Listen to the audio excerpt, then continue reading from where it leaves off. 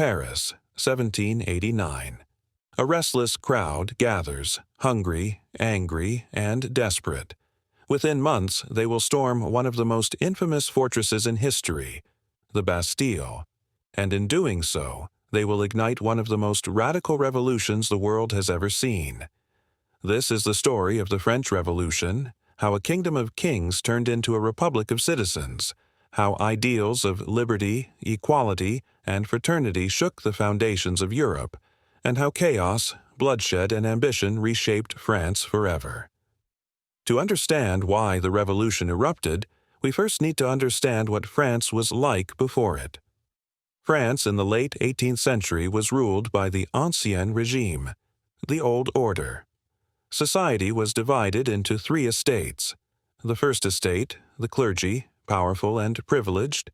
The second estate, the nobility, wealthy and untouchable. The third estate, everyone else, from peasants to merchants, making up 97% of the population. And here's the injustice. While the first two estates lived in luxury and paid almost no taxes, the third estate carried the nation on its back, paying heavy taxes while starving. By the 1780s, France was drowning in debt. Wars, including helping America win independence, drained the treasury.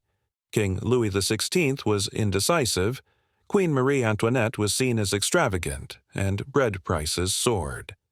The people of Paris couldn't afford their daily bread, literally. This was the spark that turned frustration into fury. In May 1789, the king called the Estates General, a meeting of all three estates. But when the third estate realized their voices were being silenced, they broke away and declared themselves the National Assembly. This was revolutionary. For the first time, the common people claimed they, not the king, represented France. July 14, 1789. Paris explodes. A mob storms the Bastille, a prison symbolizing royal tyranny.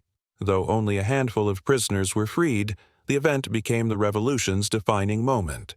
Soon after, the National Assembly issued the Declaration of the Rights of Man and of the Citizen. Inspired by Enlightenment ideas, it declared, "All men are born free and equal. Sovereignty belongs to the people.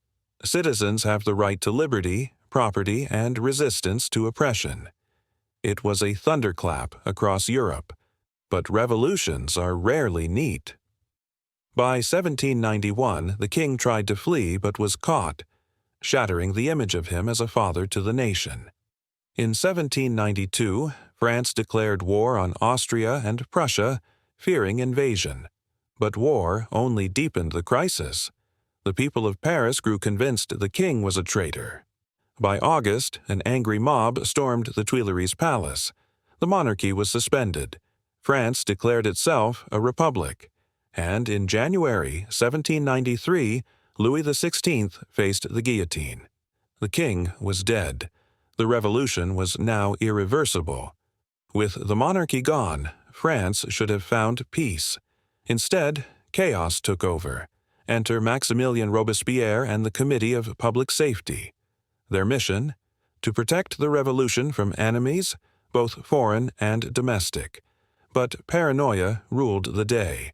Thousands were executed by guillotine, nobles, priests, and even revolutionaries themselves. The reign of terror turned the ideals of liberty into a nightmare of fear. By 1799, France was exhausted. Out of this chaos rose a brilliant young general, Napoleon Bonaparte.